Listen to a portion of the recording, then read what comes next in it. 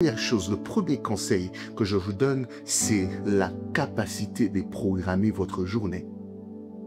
Oh ben oui. Quelqu'un attendait que je lui donne les noms d'un ange? Non. La capacité de programmer votre journée. Celui qui n'est pas maître de son temps n'aura jamais le temps pour Dieu. Celui qui ne connaît pas programmer ses heures n'aura jamais une relation parfaite avec le Seigneur. Vous ne serez pas bon et à l'école et dans autre chose si vous ne connaissez pas quoi faire de telle heure à telle heure. Si vous ne développez pas cette discipline, je disais, celui qui n'est pas maître de son temps n'aura jamais du temps avec Dieu. Alors la première discipline pour être constant dans son intimité avec Dieu, c'est la capacité de programmer sa journée. Oh frères et sœurs, un homme qui veut marcher efficacement avec le Seigneur ne se réveille pas à n'importe quelle heure et ne s'endort pas à n'importe quelle heure. Parce qu'il doit gérer son temps pour trouver du temps pour le Seigneur, pour trouver du temps pour son corps, pour trouver du temps pour tout. Et particulièrement si vous êtes encore jeune, vous devez être à l'école ou bien vous devez travailler.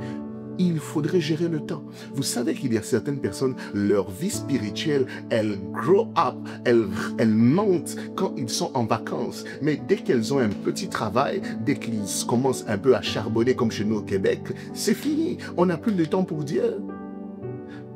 Oh, mon pasteur, le pasteur Guy Aman, il disait toujours, Dieu n'est pas notre garçon de course, celui qu'on appelle toujours lorsqu'on a besoin de quelque chose et après, donc, quand on n'a plus besoin, on ne le cherche plus.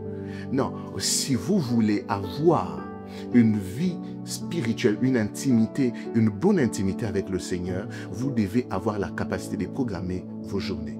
Programmer ces journées, ça veut dire, vous devez connaître, vous vous réveillez à telle heure. Et vous faites quoi quand vous vous levez? Par conseil et par sagesse, je vous demanderai de commencer votre journée avec le Seigneur. Et si peut-être vous devez commencer votre journée à 8 heures du matin pour le travail, 8 heures pour les cours ou pour le travail, levez-vous à 6 heures, 6h30. Prenez le temps de commencer à parler avec le Seigneur. Avant d'ouvrir votre WhatsApp, avant de checker vos mails, commencez à checker les informations d'en haut. Commencez à télécharger la volonté du ciel pour votre journée. Prenez 30 minutes de prière. Prenez 25 minutes ou 30 minutes aussi de méditation et vous commencez votre journée carburée spirituellement. Mais pour y arriver, il faudrait que vous gérez correctement votre temps de sommeil.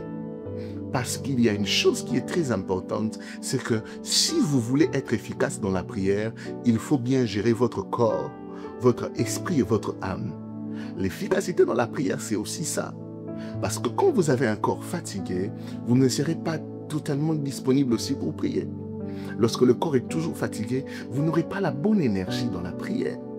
Votre âme est toujours affectée. Vous ne saurez pas comment bien vous connecter dans la prière. Votre esprit, il est fragilisé.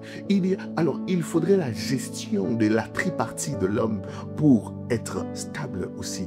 Et cela demande un programme. Ben, si votre programme, c'est que en fin de journée, vous parlez avec Day de 22h à 3h, sachez-le, vous ne vous réveillerez jamais pour prier. C'est que vous devez déterminer qu'est-ce que vous faites dans votre programme.